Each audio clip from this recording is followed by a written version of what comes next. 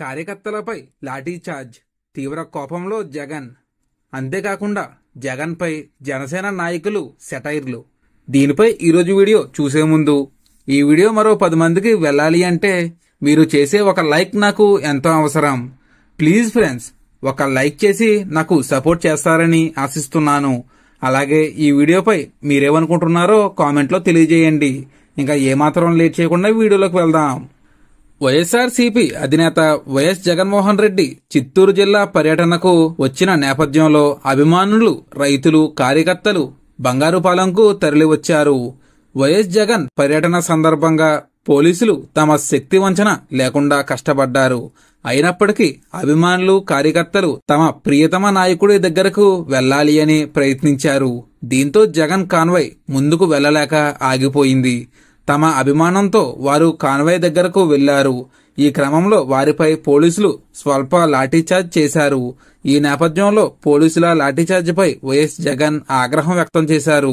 బంగారుపాలెంలో పోలీసులు లాఠీచార్జ్ చేయడంతో వైఎస్ఆర్సీపీ నాయకుడు తీవ్రంగా గాయపడ్డారు.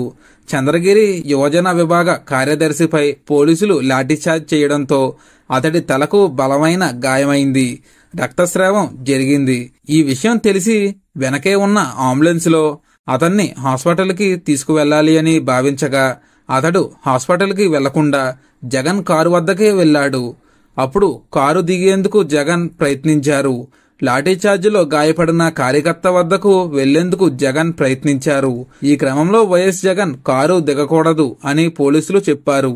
జగన్ కారు దిగితే కార్యకర్తలని ఆపడం కష్టమవుద్దే అని పోలీసులు జగన్ కి వివరించారు. అయితే దానికి సరే అన్న వైఎస్ జగన్ కారు దిగకుండా అక్కడ నుండి పంపేశారు. దీంతో చిత్తూరు పోలీసులపై వైఎస్ జగన్ ఆగ్రహం వ్యక్తం చేశారు. పోలీసుల లాఠీచార్జిపై వైఎస్ జగన్ సీరియస్ అయ్యారు. గాయపడిన పార్టీ నేతను పరామర్శించనివ్వరా అంటూ పోలీసుల తీరుపై ఆగ్రహం వ్యక్తం చేశారు. ఇదెక్కడి న్యాయం అంటూ మండిపడ్డారు. అయితే ఇదే విషయంపై అప్పట్లో ఇప్పటం గ్రామ ప్రజలను పరామర్శించేందుకు వెళ్లిన పవన్ కళ్యాణ్ గారిని కూడా ఇలాగే ఆపారు కదా అని జగన్ పై జనసేన నాయకులు ఫైర్ అవుతున్నారు. మరి ఇది ఫ్రెండ్స్ ఈరోజు video. Thank you for watching.